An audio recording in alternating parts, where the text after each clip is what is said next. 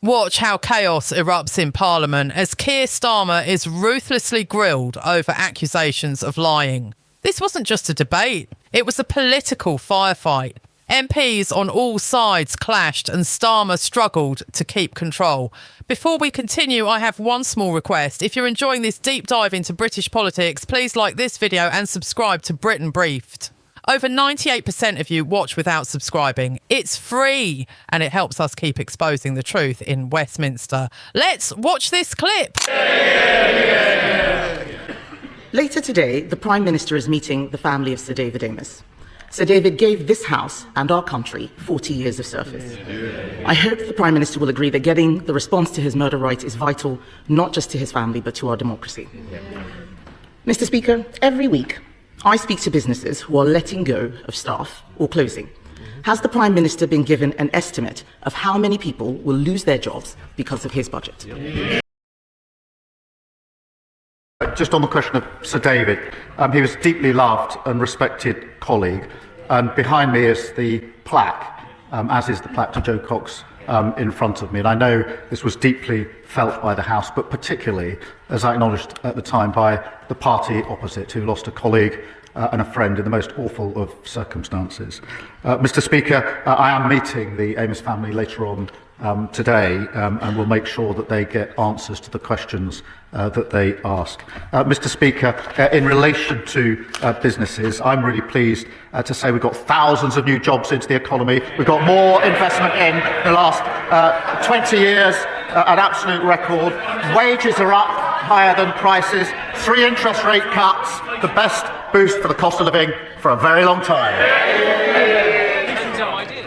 Mr. Speaker, the Prime Minister needs to get out more. Inflation is up, and estimates of job losses are between 130,000 and 300,000. Okay. His tax rises are hurting every sector of the economy.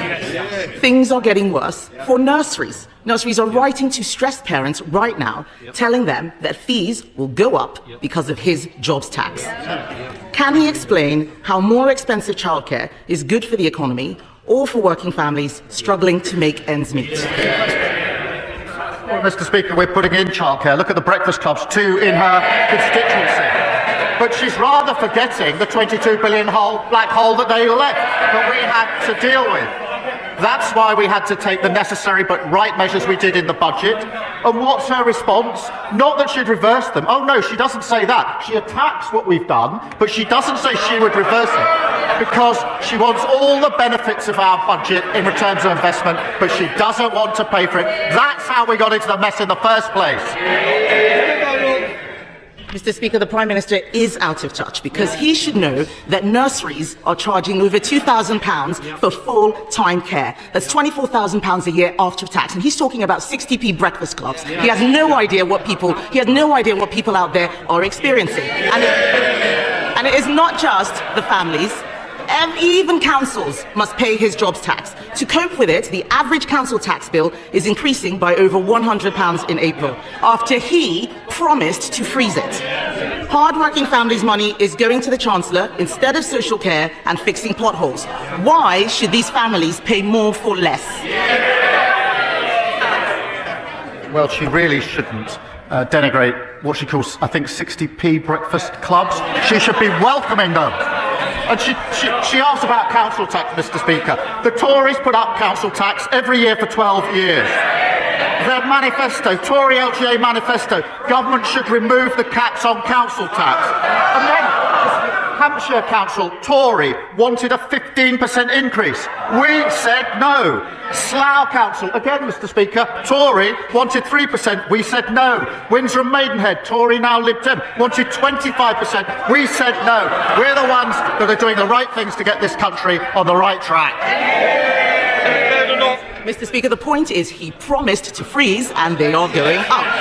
And if he wants to talk about councils, let's look at Liverpool, or maybe Birmingham, where the rubbish is piling up so high, people vote Labour and all they get is trash, just like what he's saying at the dispatch box.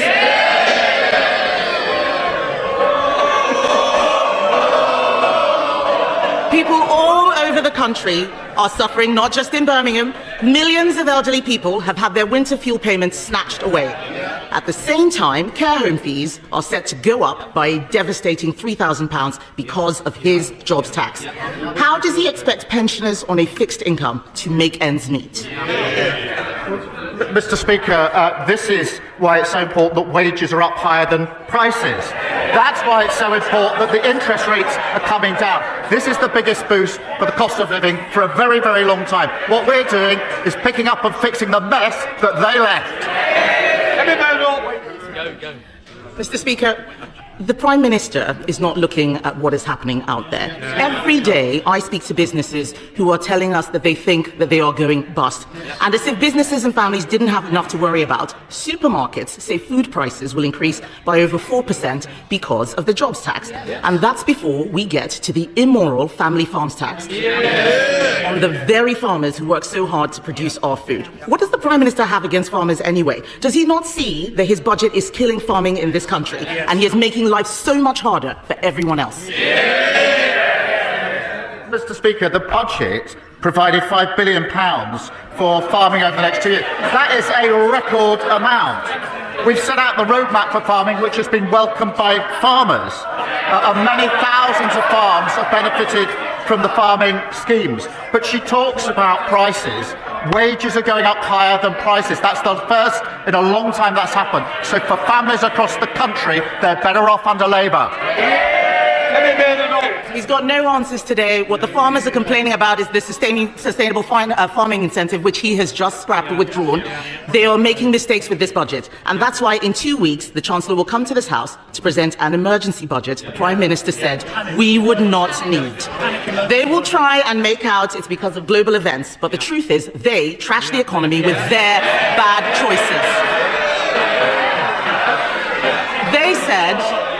They said they'd look after pensioners.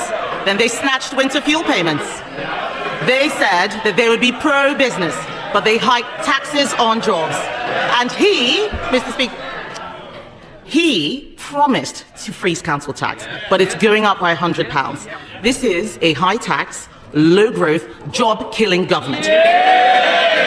Will he use the emergency budget to fix the mess he's made? Mr. Speaker, inflation under them 11%, £22 billion black hole, a mini budget that made us the laughing stock of the world, and they want to give lectures on the economy to us. No, thank you very much. So did Starmer come out swinging, or did the pressure finally crack him? Let us know in the comments. And don't forget to subscribe to Britain Briefed for more unfiltered coverage of Britain's most explosive political moments. You won't want to miss what's coming next.